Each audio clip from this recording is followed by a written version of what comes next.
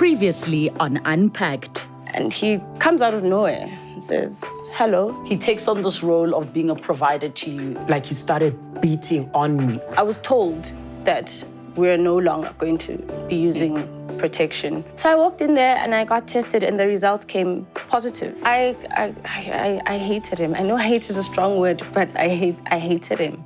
Zandile Simelane and Matthew Lani were both deliberately infected with HIV by their respective partners. This is part 2 of their stories. Let's unpack.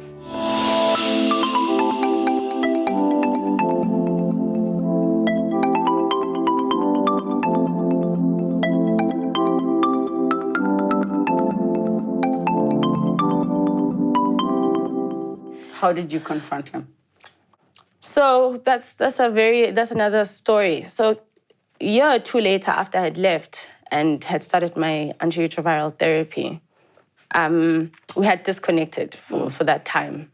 And I'd get frequent messages on Facebook, him trying to reach out, and I'd always ignore. And then one time, what was he saying?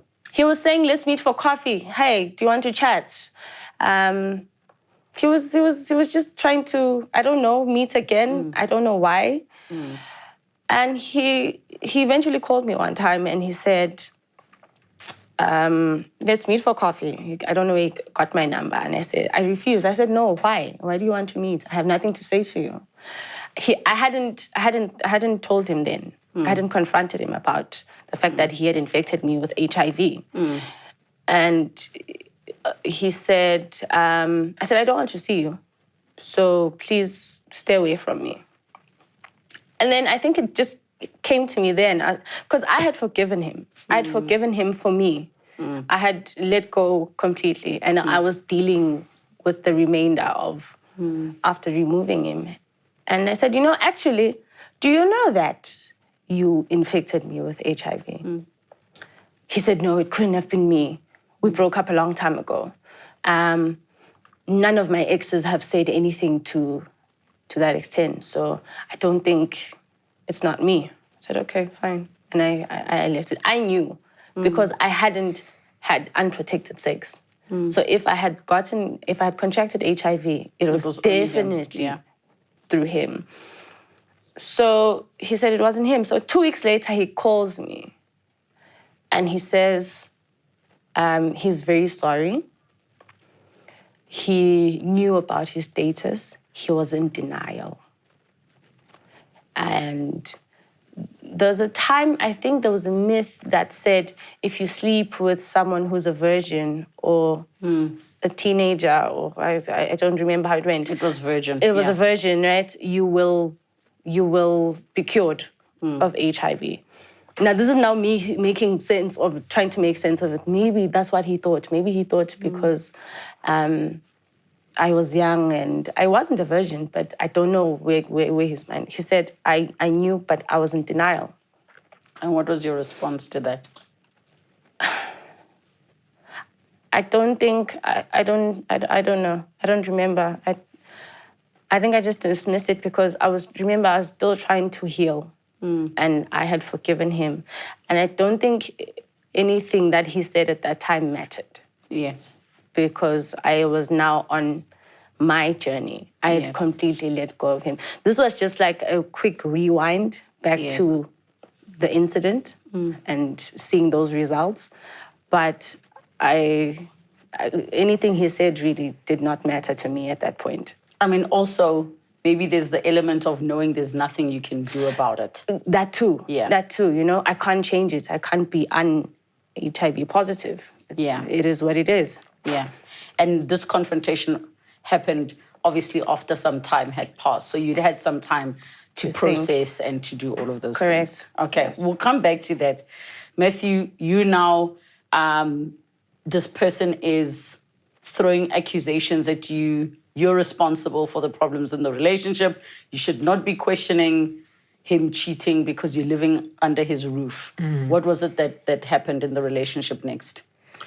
So the relationship continued being abusive, continued being physical, and it always got worse, you know. And compared to his strength, like he easily overpowered me. So there was 2 main altercations, but the first one, we were fighting about also him cheating.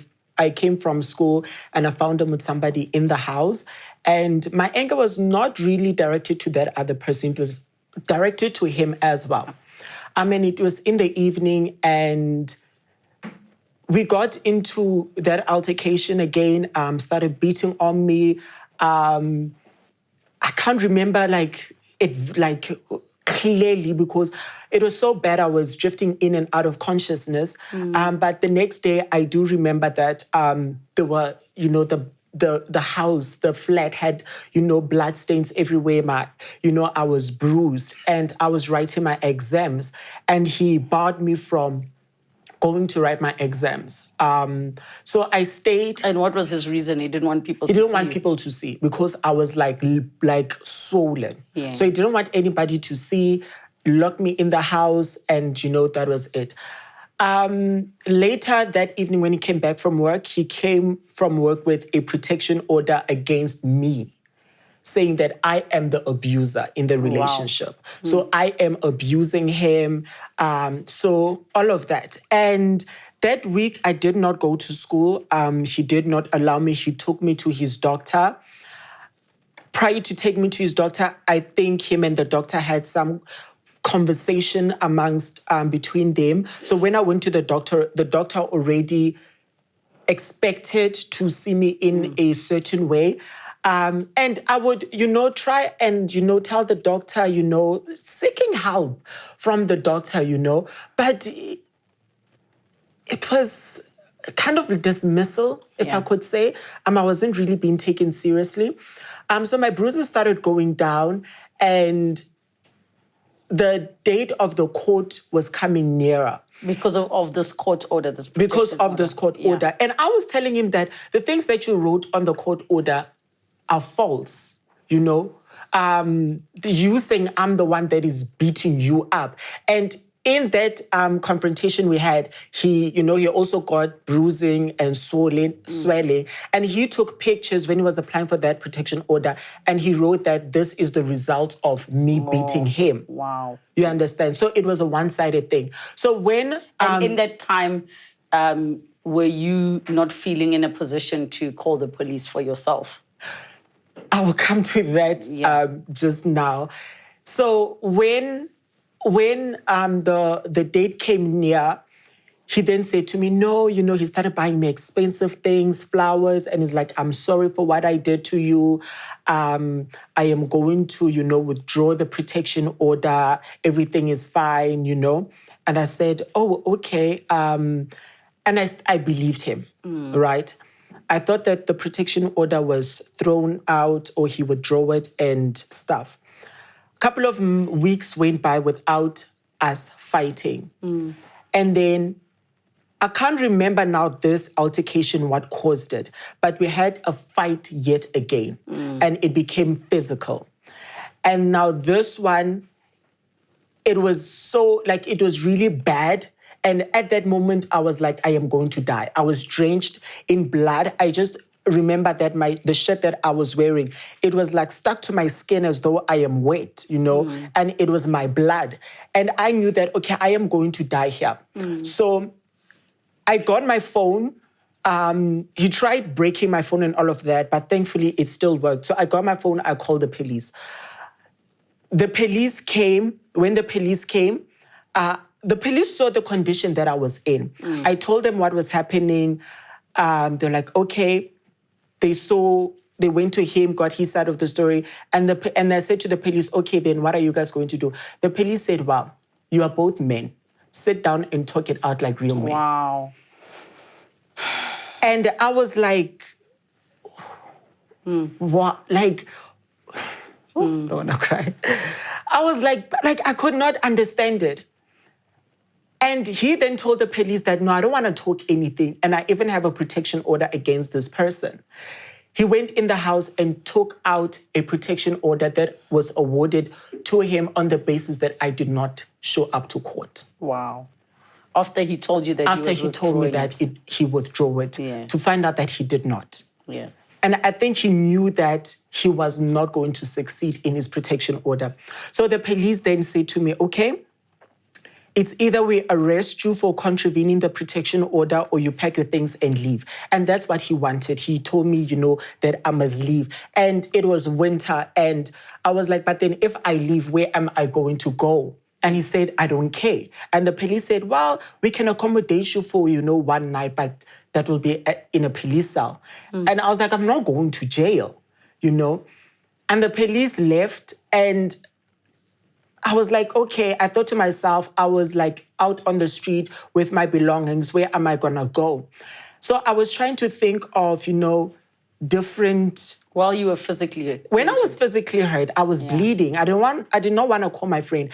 And then I was like, okay, you know what? Let me call an ambulance. I was not calling an ambulance on the basis that I'm injured. I called an ambulance because I wanted a place to sleep. So I called the ambulance. I went to the hospital. I was in the hospital for about 3 days.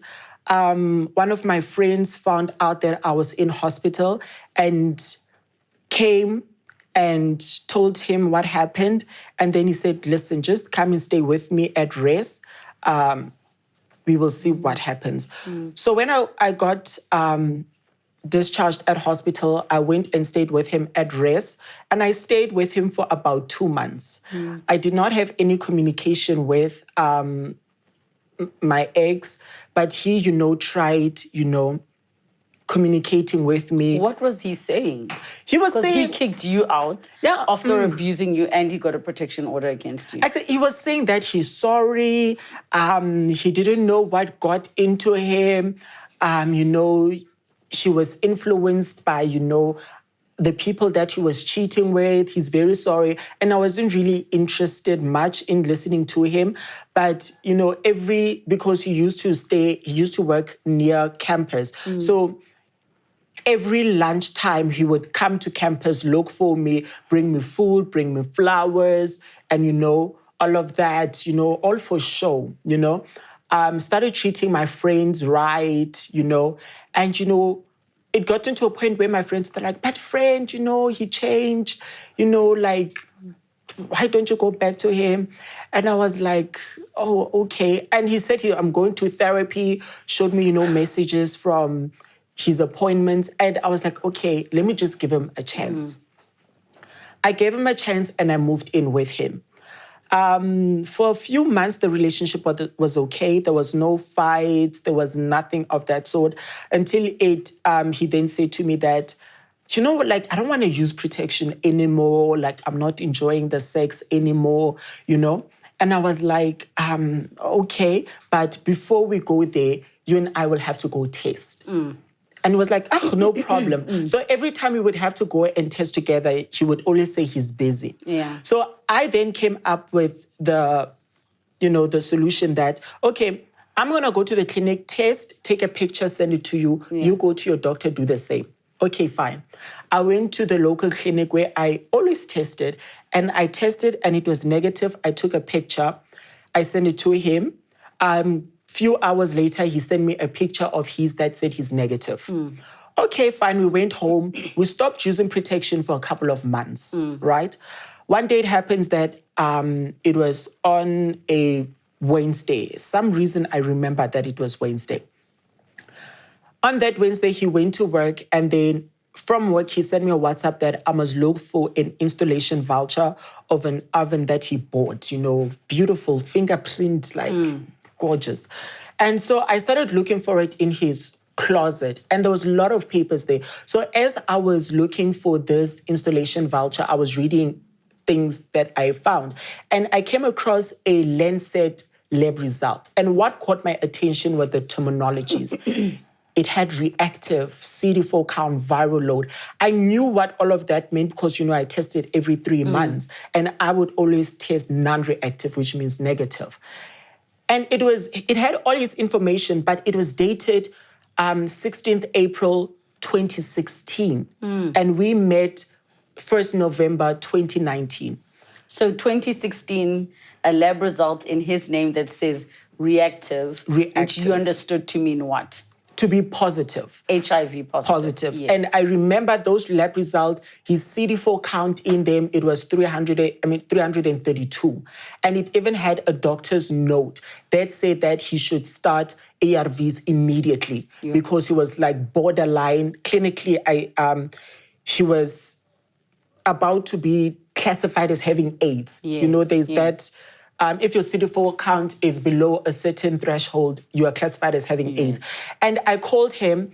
I was quite nervous. Like, I did not understand because why does this say, it has your name, it says you're positive, I have your results here, And he laughed. He simply laughed and said, listen, go to the clinic.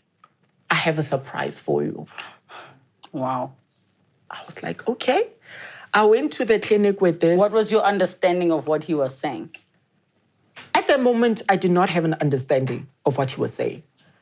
I was still at that result of him being negative. Yes. I could not understand. 1 + 1 is not making sense here. Yeah.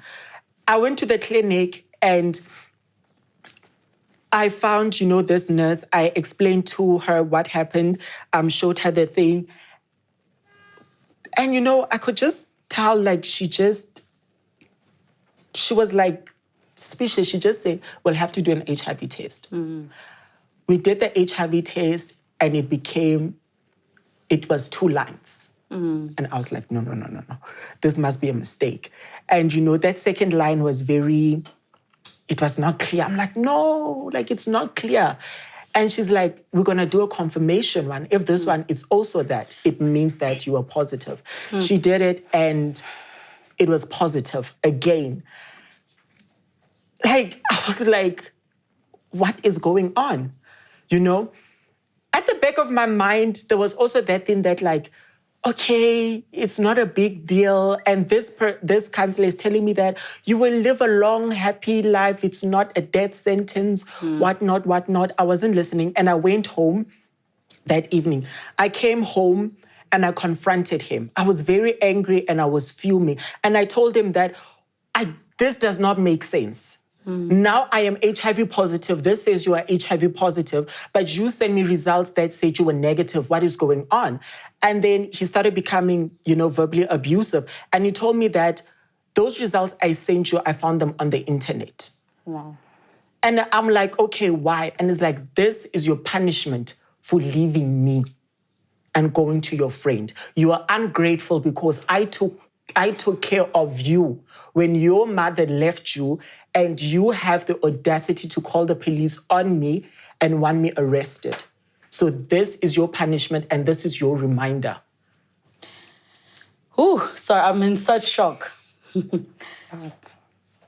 So his reason is, I was doing this to punish you, meaning it was deliberate. Mm-hmm. What was your response? I told him, but then you beat me, I told him, why I left you. He did not want to listen. And he packed my bags, and it was raining. And he packed my bags, and he said, I want you out of my house. Again. Yeah. And he said, I want you out of my house, and this is for good. And if you don't leave, I'm going to have you arrested. And I did not want to leave because I said, where am I going to leave? And he pushed me out of his house and with my belongings on the street. And that night, I literally slept at the park down the road. There was this table, and I put my things under there, and I cried the whole entire time. And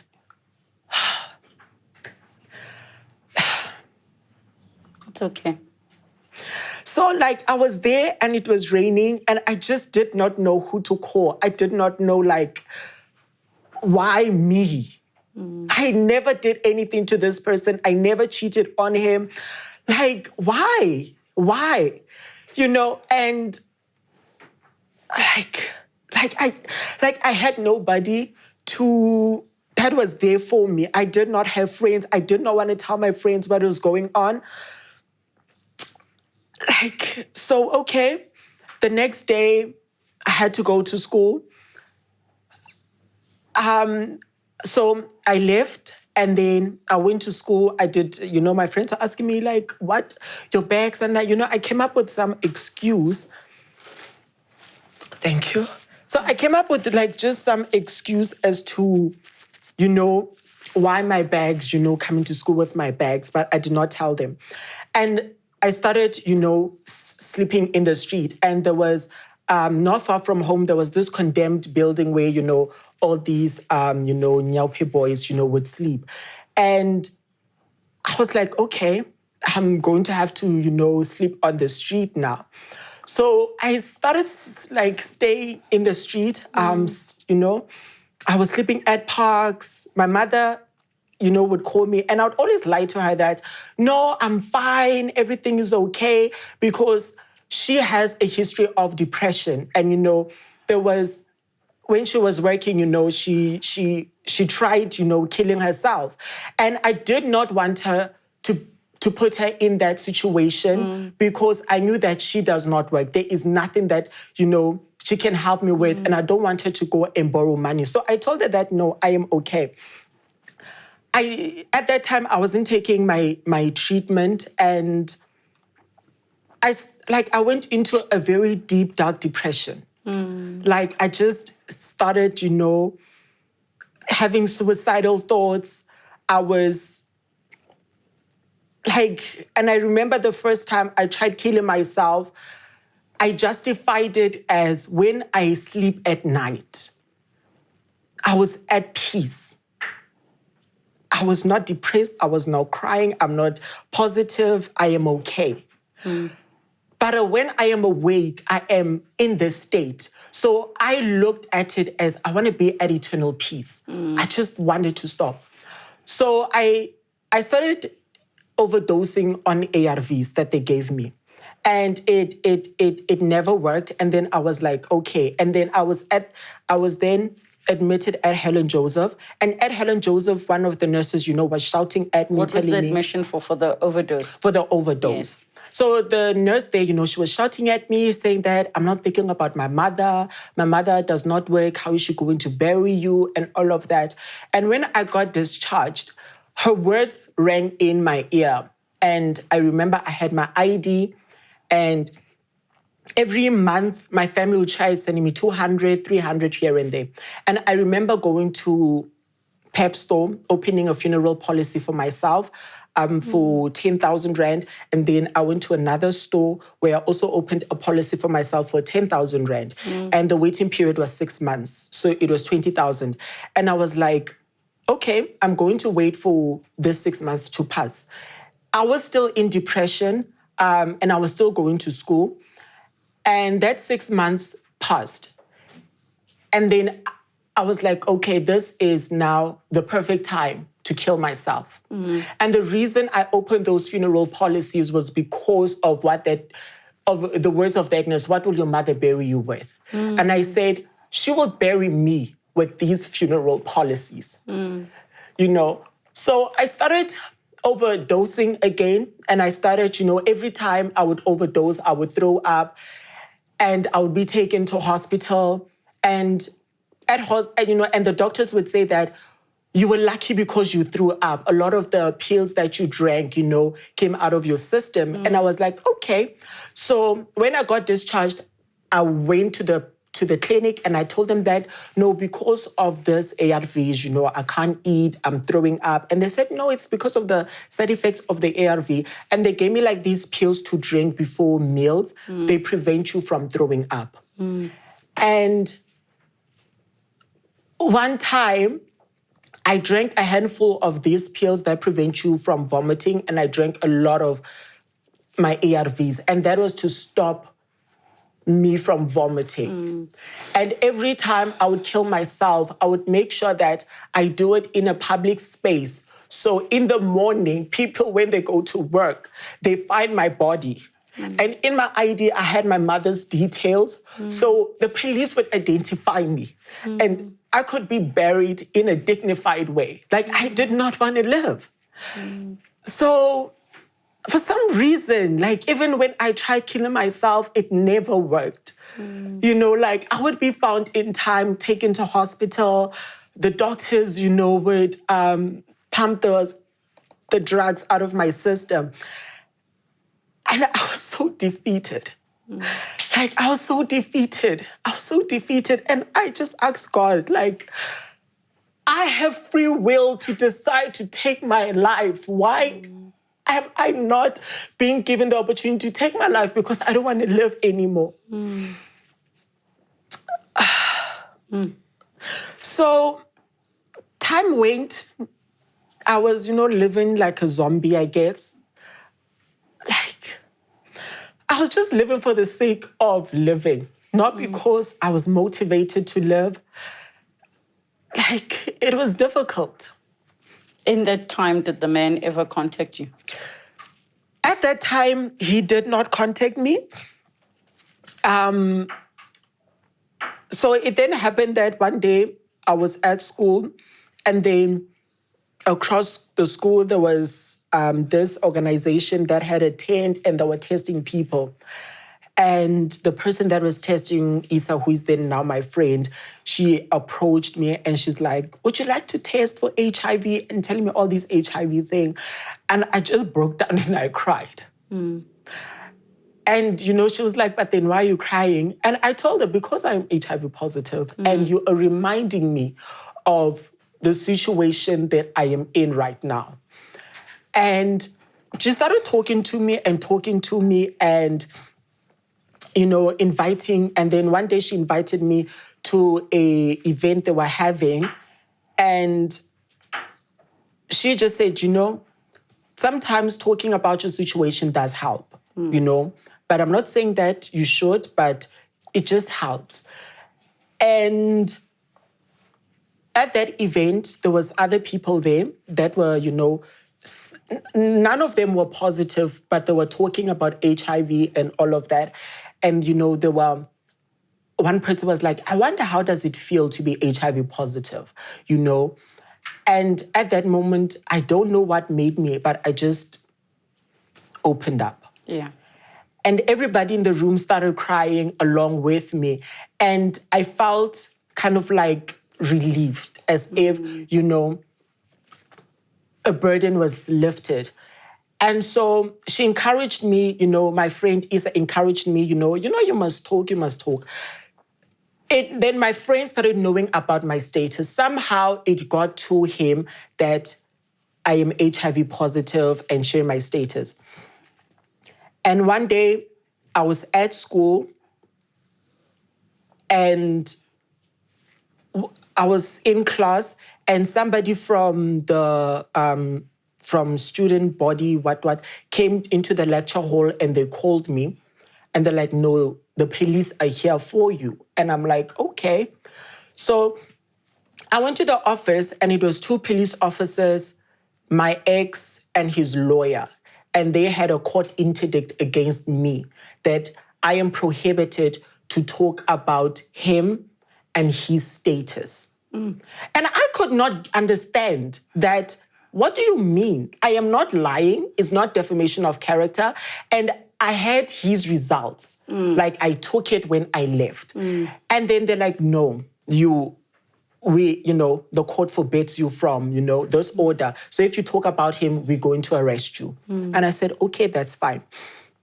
I was so angry that I went to the police station and my intent was to open a criminal case against him for infecting me with HIV. Intentionally, he knew of his status and I have evidence of him telling me that this is what I deserved, because even when I left and I kept contacting him, he would, you know, repeat the things that he said. And the police said it's not illegal what he did. And actually it is illegal. Yeah, which they just told me that it's not illegal. I mean, yeah, it's not illegal what he did. We can't open a case for him. Go to civil court. Wow. And it is illegal, and the time is not irrelevant. Yeah. You still can open a criminal case against him. So, like, at that time, I could not understand. I'm like, but then this person weaponized this virus and used it with intent to cause me bodily harm. How is that different to somebody taking a knife and stabbing you? You understand? And they just said, well, there's nothing we can do. You know, you should have known better. Wow. I'm like, but then what do you mean I should have known better? He was like, well, why didn't you go test? I'm like, I tested. This person showed me results that said he was negative. Yes. There was no reason for me to believe it. Yes. And then they were like, okay, go the civil route. And even with the civil route, I went to, you know, different NGOs, legal clinics. They told me that what he did was wrong, but they can't take on my case on the basis that it's going to cost a lot of money to take it civilly. And that was just the point where I was like...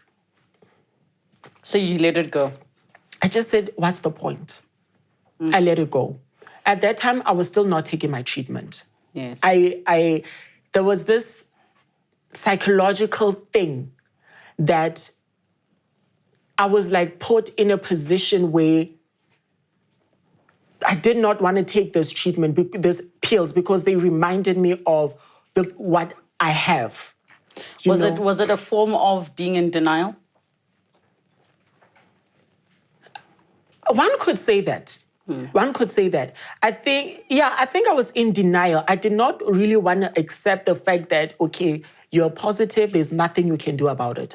You know, people always say that HIV is not a death sentence, but what they don't realize is that HIV is a life sentence.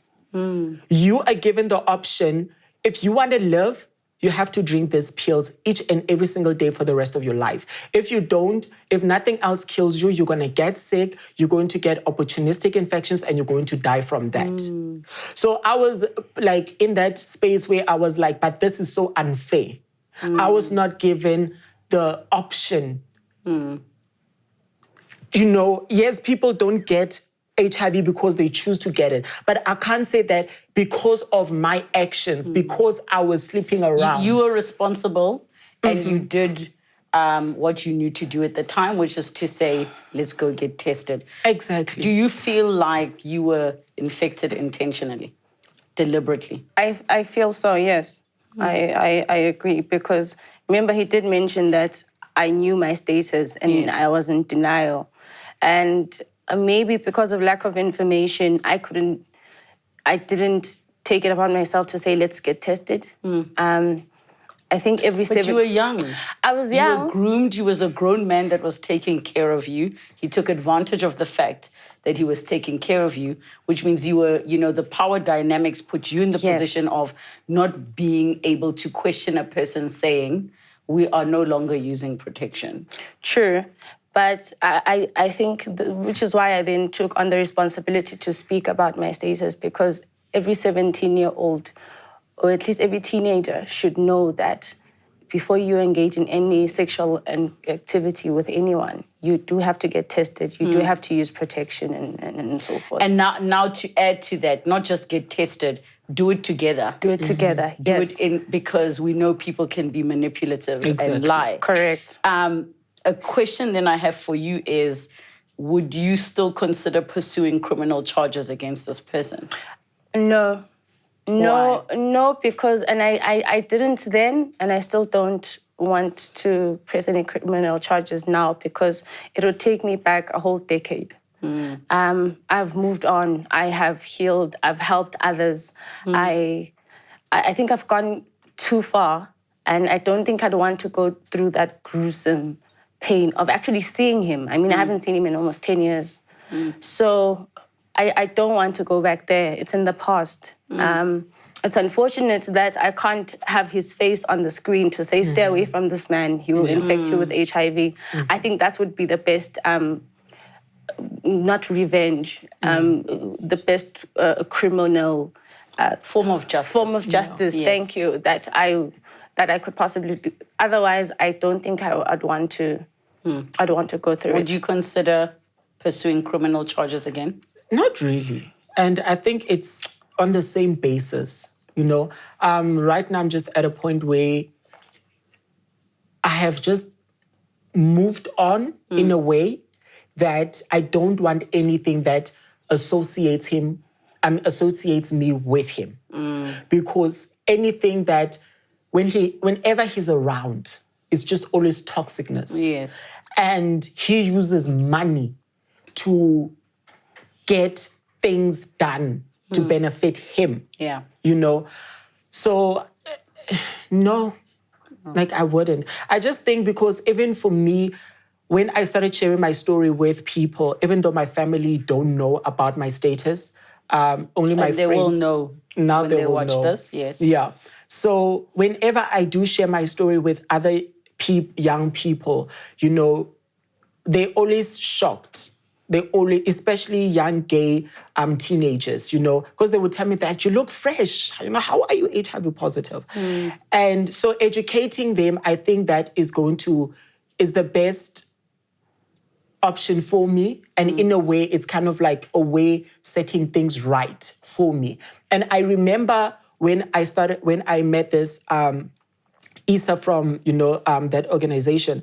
And what they do is that they dispense PrEP. And I never knew what PrEP was. What is PrEP? So PrEP is basically a daily pill that you take to reduce your chances of being infected with HIV, right? So whether the condom accidentally breaks or you're not using protection even though you should, but it does protect you. And I feel as though if I was aware of what PrEP was, I would have taken it and I've probably still been negative.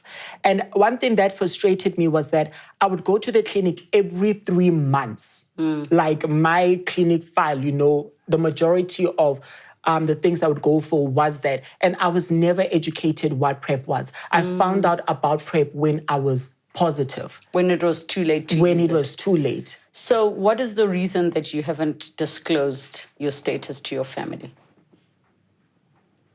I don't know. I honestly don't know why I haven't disclosed it. I don't think I haven't found a reason to.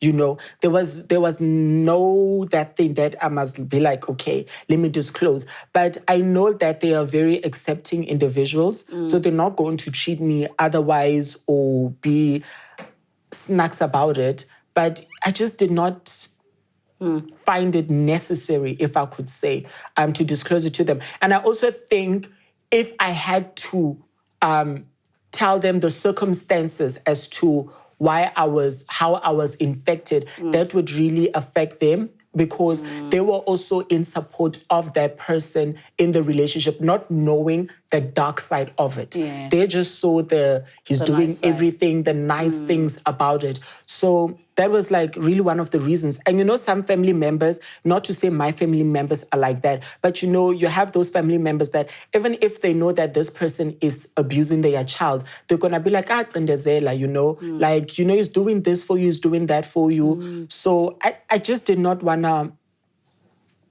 go through that. No, I totally get it because it's almost like there's another layer of abuse you get from people by sharing your abuse story, by not knowing how to handle the situation, not knowing how to respond to the situation. Because at the same time, if you come to me to say, I'm being abused, I have nowhere to go.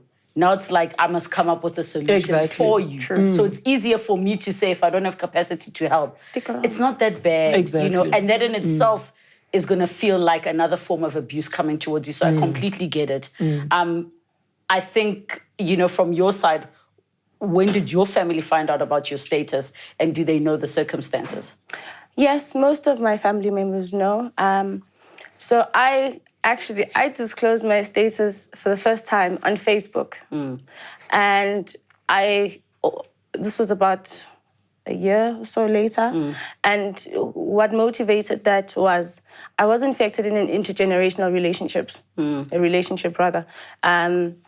I'm going to call it what it is, a pedophile. Like, yes. let's not glaze over it because for you saw it as a relationship, but he's a pedophile. Yeah, he was a pedophile. So I knew there were so many young girls, or young women who were probably in the same situation or same setup. So for me, going on Facebook, I think my family, I knew I was going to deal with them later and they wouldn't reject me. So I disclosed on Facebook because it just made sense to. And that's when then my family reached out to say, are you okay? What support do you need? If you need anything, we're here. But I had to use social media, and I still do, to continue raising awareness on HIV and AIDS education. But obviously there was stigma there and discrimination. It's a pity we're in 2021 and there still is. So sad. You know what I mean? It's sad. Very quickly, how did you take yourself out of, the poverty life you were living at the time? The loss that you spoke about is that you were basically still on the street trying to take your own life till you started opening up. How did you get yourself out of that situation? So a friend of mine by the name of Khomoso, she started being aware of my circumstances.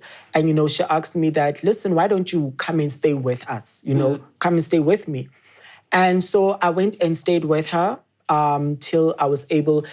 When I was homeless, I was doing my final year. So I stayed with her until I finished school. And whilst I was staying with her, I was also doing HIV and AIDS advocacy, talking about it, raising awareness about PrEP, referring young people into accessing PrEP and educating them about PrEP. And in that year, with this organization that I worked with, I referred close to 800 young people onto PrEP. And that was that thing that made me kind of like feel a bit better. It kind of like gave me purpose.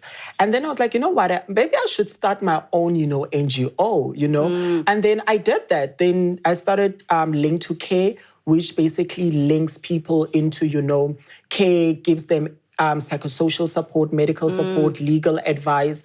And so that was that thing that kind of like made me heal and just move forward. I think, and people always ask me like, what would you, if you sat down with him, what would you say? Like, are you That was actually going to be my next question. What would you say to him if he was watching? You know what? Sometimes, with your haters or enemies, you don't need to waste any word. Let your progress show for itself. Let it speak for itself. His intent was to tear me down. His intent was to make me suffer. But I have done something that he failed to do. And that was to come to accept of my status and actually go out there and educate people. Because I remember when I asked him, why? How did you become positive? And he said that he was infected by somebody he trusted. So I'm like, so I feel as though, not that I am justifying his actions, but there might be some anger with what happened to him that he did not deal with. And so now he's retaliating by infecting others. So was he taking ARVs? No. Okay. No, because, he used to get it from his medical aid. So his closet always had these brown boxes. And I would always wonder what's going on. To only find out after, the circumstances that those were actually, his medication. So he never took it. And every 3 months, 6 months, when you have to go, draw blood, he would bounce between doctors, to avoid all of that. That's heavy. You went and stayed with family. You came back to your guardian mother. What was it that brought you to where you are now today? So my sister, who was from my guardian mother, used to work at a pharmacy at the time, Tshwane District Hospital. And she sort of said, so on Monday, how's about you come to work with me and you can enroll on antiretroviral therapy? I was like, oh, sure, great. And that's when I started. This is 2012, I think. And that's when I started my treatment. And then that's when I continued speaking on social media and using social media as a platform for my HIV and AIDS advocacy. Went on to establish a network, South African Youth Positive, that I coordinated with a couple of others. And we managed to, it was a national organization that basically involved hearing the needs of young people who are already infected, because they tend to be neglected because they're already positive. So they fall out of the initial margin of youth in need. So we established that network. And the conversation has just been growing ever since. And here I am today. I am very positive. I've been living positively as well. It's just a change of mindset, really, and choosing to be positive and not allowing circumstances to drown you and drain you. Thank you to the both of you for coming to share your stories. I respect the work that you're doing and how you've turned such difficult circumstances into powerful stories and to be assisting young people the way that you are. I'm very sorry that you were infected as you were.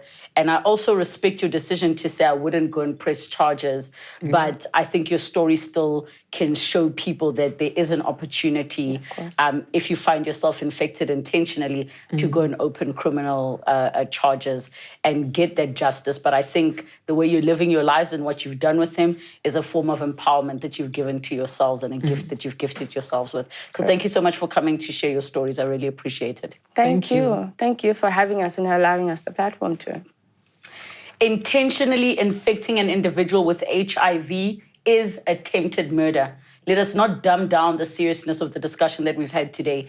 And much as the stories are also layered with abuse and dealing with the dynamics of poverty and difficult socio-economic circumstances, let us remember that intentionally infecting an individual with HIV is attempted murder. And I hope if any of you find yourself in these situations, that you have the courage and the willingness and have the right circumstances and support around you to go and open a case. This is very, very serious, but also very sad that in 2021, we're still talking about HIV and the stigmas that are associated with disclosing of one's status and how you became positive. But here are the stories that we've heard of today, that sometimes a person wasn't careless, they just happened to be with somebody who had ill intent for them. Thank you so much, as always, for joining us. Have a good night. Next time on Unpacked. They just put me on the bed and then the procedure started. And then suddenly I could start feeling the pain.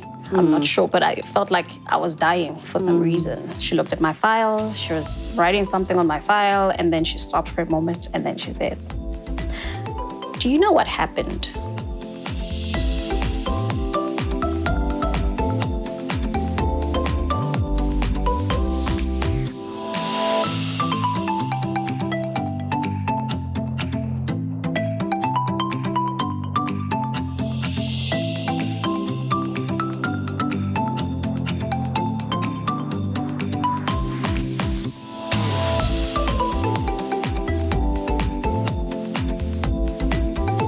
Thank you so much for watching Unpacked with Relebogile Mamoja. Make sure you subscribe to my channel where you can get to watch more episodes. But more importantly, you can be part of our online community. Comment down below, share with us who you'd like to see on the show, what story you'd like us to discuss. We love engaging with you. Keep it coming and don't forget to subscribe.